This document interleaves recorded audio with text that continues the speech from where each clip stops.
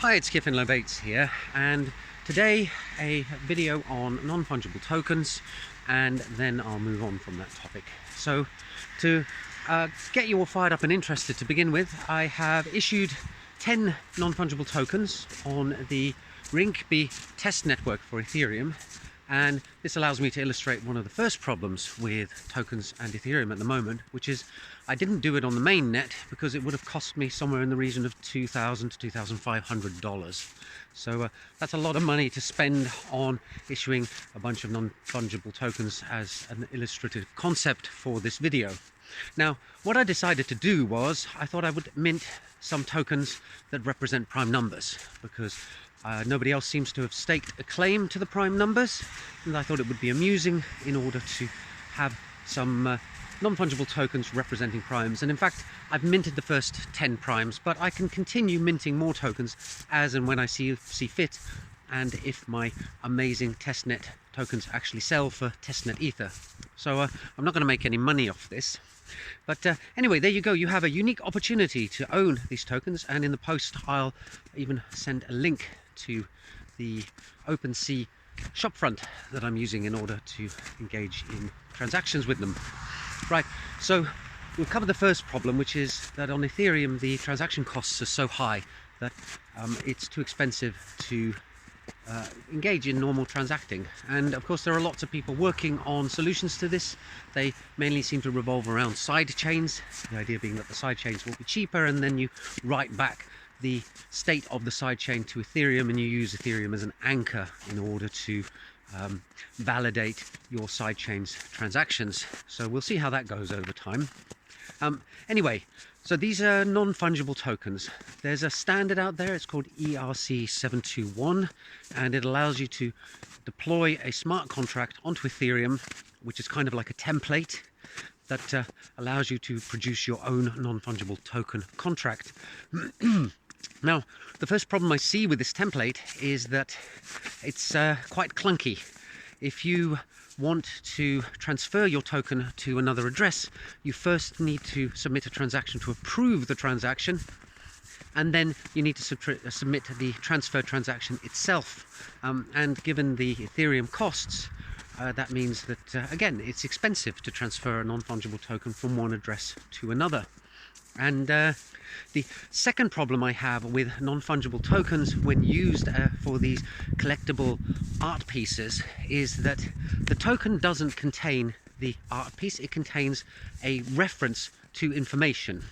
So it contains a URL. That's like the address you type in at the top of a web browser in order to go and see a web page. And there's your problem. If the file that describes the meaning of your token isn't available at that web address, then you've basically got something instantiated on a blockchain that has become meaningless. Or people can change the file, so you've got something that is no longer immutable. And yes, in some previous discussions people suggested things like, well, put it on the interplanetary file system, because the file name of a file on the IPFS is a hash of that file. So at least you've got evidence then that it hasn't changed, and you've also got a decentralized storage system, so that if the original creator of the token puts their file on the IPFS and then decides to delete it from their own machine, hopefully other people have kept backup copies. And in fact, if you buy a token that references a file on the IPFS, then you should keep a backup yourself.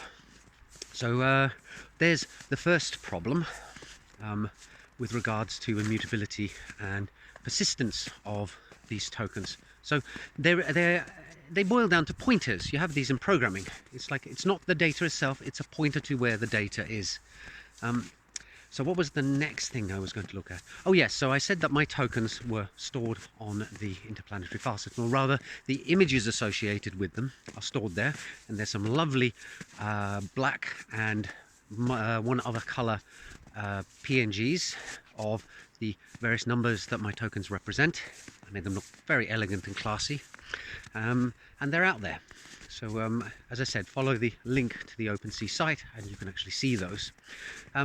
So one of the problems with non-fungible tokens is that the ERC 721 standard doesn't specify a two-way transaction. It just allows you to transfer the token from your address to another address. So if someone wants to buy one off you, you are in a situation where they have to send you Ether, and then they have to trust that you will send back the token. Now, you could get around this by handcrafting your own smart contract that ensured that the token was held in escrow and then was only released if payment was received, and you could specify the payment amount there, and you would have a discussion with the other person beforehand about how much they were going to offer and whether you accepted the offer. Or you could even write a smart contract that allowed for bidding and things like that, but nobody's going to do that. So instead they turn to these non-fungible token trading sites, which are a bit like Pokemon card trading sites. I seem to remember is that how eBay started? Oh, they started with Pez dispensers, yeah. Anyway, there are some popular ones. OpenSea is one. There's this what were some of the other ones? One beginning with R and one beginning with M, but their name eludes me because I haven't looked at them in quite a while.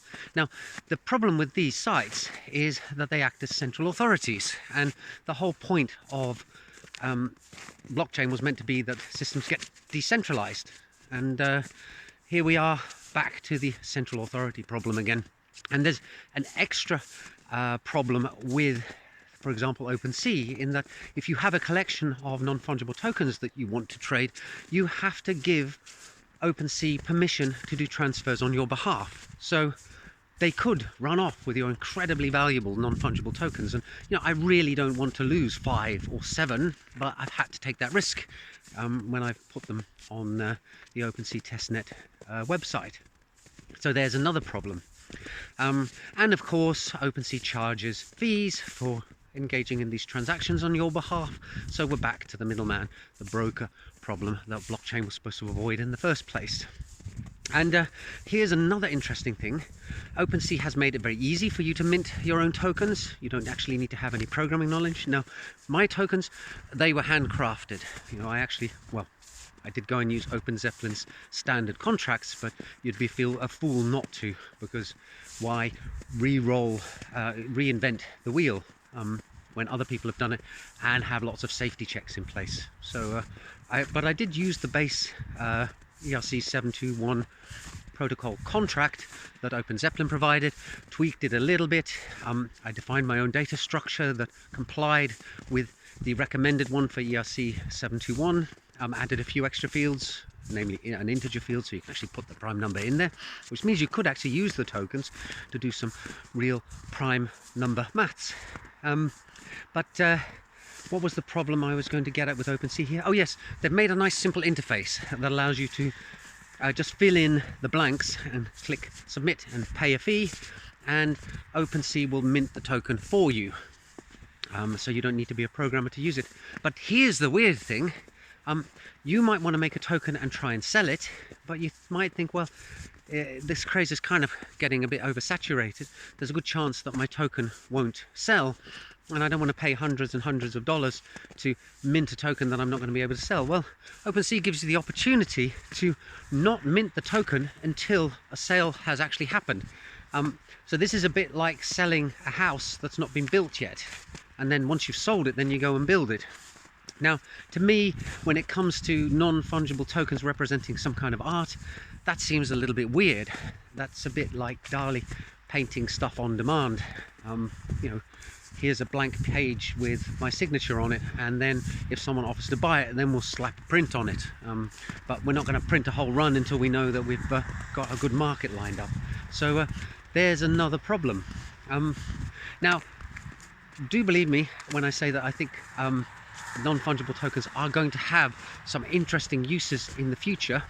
I happen to think that this collectibles craze is just that, a craze, and it's actually distracting from the real value and use that these tokens are going to have in the future. And here's the other problem. The way that it's going at the moment, it's not going to liberate artists and allow them to take control of their finances and their economic well-being. At the moment, it's still just exploitation as usual. And crazy one of that. Now, there will be a few individual artists who do very well out of it, thank you very much. But this is the same as the rock star mentality in the music industry.